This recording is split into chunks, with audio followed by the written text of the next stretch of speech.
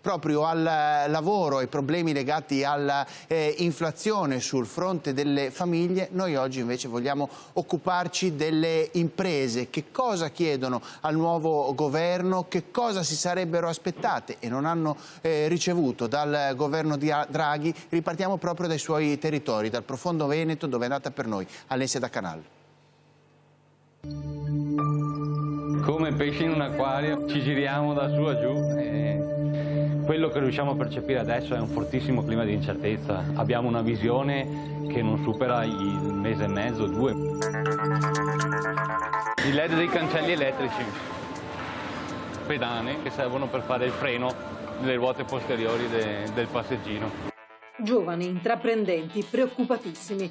A Ponte di Piave nel Trevigiano incontriamo le colonne portanti di questa azienda 4.0, espressione della nuova imprenditoria veneta, alle prese con una crisi mai vista. Siamo arrivati in un momento in cui chiediamo anche a chi ci governa nella regione, nello Stato, di intervenire rapidamente, perché ormai tanti piccoli e medi imprenditori come noi non hanno molto tempo ancora per resistere e sopperire a questi aumenti continui delle materie prime e dell'energia. È quasi un 300% rispetto a quanto pagavamo a gennaio 2020.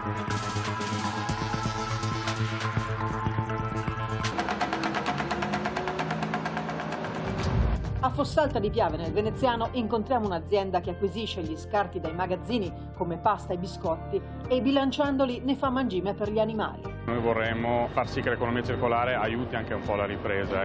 Ma anche qui i costi dell'energia sono diventati impossibili. Vede, questo qui è uno dei nostri mezzi a metano che è fermo perché non è più conveniente farlo muovere, perché un mezzo fermo comunque è un doppio costo per noi, una media di 300 euro a settimana. Soffre l'azienda e soffrono i 49 dipendenti, il cui stipendio non regge l'inflazione. Quando è arrivato il primo segnale di inflazione forte abbiamo dato un una tantum pari all'aumento dell'inflazione ufficiale. Ma anche qui si sta raschiando il fondo del barile. Quindi dobbiamo prendere il toro per le corna, è inutile aspettare, siamo stati bravi ad aspettare.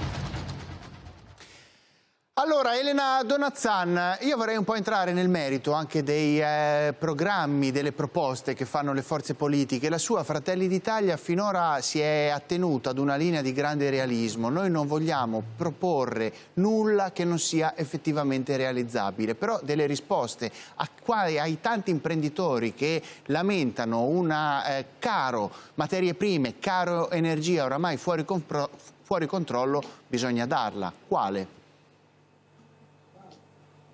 Guardi, innanzitutto avete fatto un servizio che è l'esatta fotografia della reale e la dobbiamo prendere in scala, perché quando si ferma il nord-est, ai noi si ferma l'Italia, ma questa fotografia che avete raccontato è la medesima ovunque.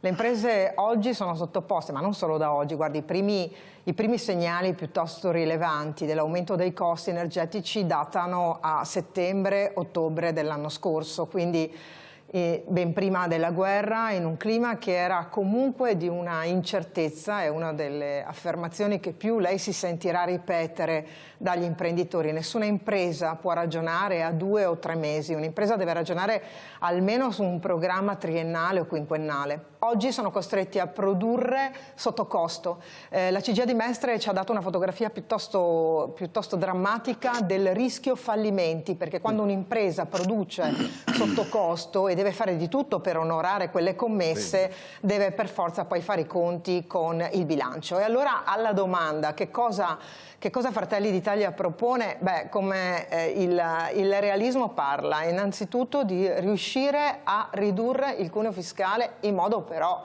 che sia sostenibile. Noi queste valutazioni le stiamo facendo. Significa andare ad aumentare il potere d'acquisto delle imprese, delle famiglie, delle imprese, perché il tema del costo di produzione continua a essere estremamente rilevante, ma guardi che accanto a questo c'è anche la prospettiva che si deve dare ad una impresa e al sistema produttivo italiano. cosa che negli ultimi anni questo non è avvenuto. C'è un altro dato significativo che la Confindustria restituisce nella sua, diciamo, elaborato che offre a tutti i partiti che si candidano per il prossimo governo, e dice che negli ultimi 10 anni, e segnalo sommessamente che negli ultimi 10 anni Fratelli d'Italia non è mai stato al governo, è aumentata la spesa pubblica, è